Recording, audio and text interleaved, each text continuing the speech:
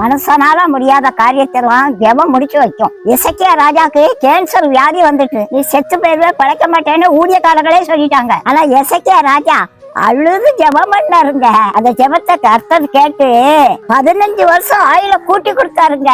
அதனாலதாங்க அவருக்கு ஜெபத்தை கேட்கிற கர்த்தர்னு பேரு.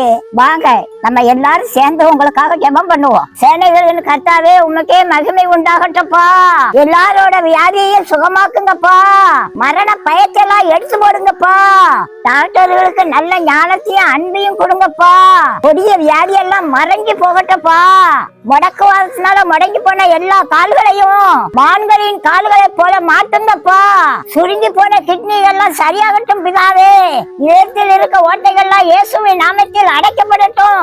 மூளையில இருக்க ரத்த கசிவெல்லாம் அப்படியே நிக்கட்டும். மலட்டு கற்பங்கள்லாம் இயேசுவின் நாமத்தில் திறக்கப்படட்டும். பிள்ளைகளோட காத்திருப்புக்கு ஒரு முடிவை தாங்கப்பா.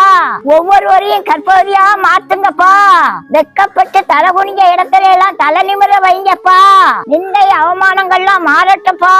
மார்பக புற்றுநோய்கள்லாம் மறைஞ்சு போகட்டப்பா. நோய் கிருமிகள்லாம் மாண்டு போகட்டப்பா.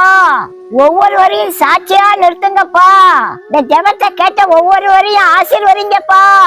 ஒவ்வொருவரையும் விடுதலை பண்ணுங்கப்பா. இயேசுவின் நாமத்தில் ஜெபிக்கிறேன் நல்ல பிதாவே, ஆமென். எசேக்கியா ராஜா ஜெபத்தை கேட்ட ஆண்டவர் உங்க ஜெபத்தையும் கேட்பாரு. அவருக்கு அற்புதம் செய்த ஆண்டவர் உங்களுக்கு செய்வாருங்க. நீ விசுவாசித்தால் தேவனோட மகிமையை காண்பாய்.